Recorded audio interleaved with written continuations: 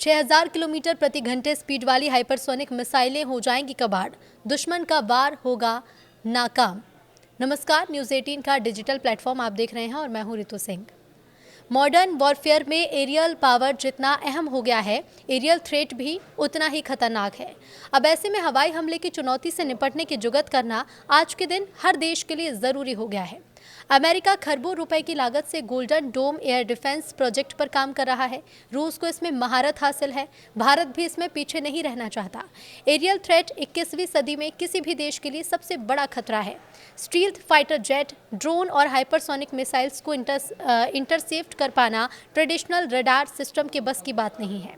चीन समेत कई देश 5वीं पीढ़ी के साथ ही 6th जनरेशन वेपन सिस्टम पर काम कर रहे हैं। इसके अलावा इंटरकॉन्टिनेंटल मिसाइल्स पर भी बड़ा खतरा है।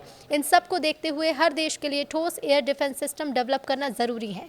अमेरिका की ट्रंप सरकार ने 175 अरब डॉलर की लागत से गोल्डन डोम डेवलप करने का काम किया है और ऐलान किया है।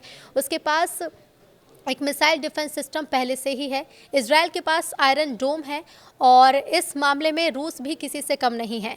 इधर मॉस्को ने S-400 के साथ ही S-500 जैसे ताकतवर एयर डिफेंस सिस्टम डेवलप किए हैं।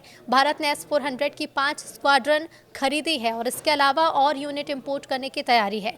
रूसी S-500 air defence system space war से निपटने में सक्षम बताया जाता है। भारत कोशिश कर रहा है कि इसे हासिल किया जा सके और इन सब को देखते हुए भारत मिशन सुदर्शन चक्र यानी कि national air defence system develop करने में जुटा है। इसे आने वाले 10 सालों में पूरी तरीके से विकसित करने का लक्ष्य रखा गया है। अब इसी मिशन सुदर्शन चक्र को लेकर एक बड़ा अपडेट भी है। इस सिस्टम को हाइपरसोनिक मिसाइल्स के खतरे से निपटने योग्य बनाया जा रहा है। DRDO ने इसे लेकर काम करना भी शुरू कर दिया है। भारत की महत्वाकांक्षी बहुस्तरीय वायु और मिसाइल रक्षा पहल मिशन सुदर्शन चक्र में भविष्य में हाइपरसोनिक मिसाइल डिफेंस को एक अहम हिस्से के रूप में शामिल किया जाएगा। सूत्रों के मुताबिक इसका उद्देश्य देश भर के लिए एक मजबूत और आधुनिक सुरक्षा कवच तैयार करना है। फिलहाल DRDO की स्वदेशी लंबी दूरी की सतह से हवा में मार करने वाली मिसाइल परियोजना प्रोजेक्ट कुश में M2 इंटरसेप्टर शामिल है, जिसमें हाइपरसोनिक इंटरसेप्शन की सीमित क्षमता मौजूद है। हालांकि ये क्षमता मुख्य रूप से उन सामरिक बैलिस्टिक मिसाइल को रोकने के लिए है जो फिर से प्रवेश के दौरान मैक 5 से ज्यादा यानी 6000 किलोमीटर प्रति घंटा गति हासिल करती है। इंडियन डिफेंस रिसर्च विंग की रिपोर्ट के मुताबिक सुदर्शन चक्र के दूसरे चरण में, जिसे साल 2035 के आसपास पूरा करने का लक्ष्य है, उन्नत हाइपरसोनिक डिफेंस पर खास ध्यान दिया जाएगा। ये चरण उन वास्तविक हाइपरसोनिक हथियार से निपटने के लिए होगा जो वायुमंडल के भीतर ही लगातार उड़ान भरते हैं और अंतरिक्ष में नहीं जाते। इनमें हाइपरसोनिक क्रूज मिसाइलें और हाइपरसोनिक ग्लाइड व्हीकल शामिल है। इन हथियार प्रणाली को ज्यादा खतरनाक माना जाता है क्योंकि इनकी उड़ान का रास्ता अप्रत्याशित होता है। ये अपेक्षाकृत कम ऊंचाई पर उड़ती हैं और पारंपरिक रडार और इंटरसेप्टर सिस्टम के लिए इन्हें ट्रैक करना और रोकना काफी कठिन है।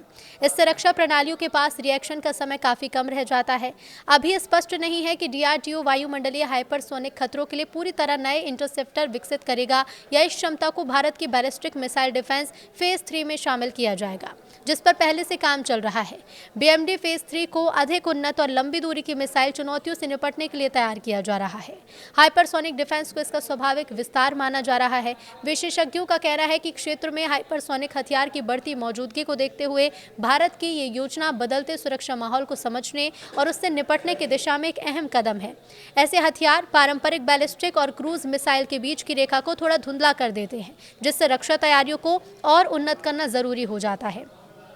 सुदर्शन चक्र के तहत देश भर में एक AI सक्षम रक्षा कवच तैयार करने की परिकल्पना की गई है। इसके शुरुआती चरणों में S-400, आकाश और प्रोजेक्ट कुशा जैसे मौजूदा और उभरते सिस्टम शामिल होंगे। आगे चलकर ये प्रणाली ड्रोन, स्टील्थ विमान, बैलिस्टिक मिसाइल और हाइपरसोनिक खतरों से समग्र सुरक्षा देने में सक्षम होगी।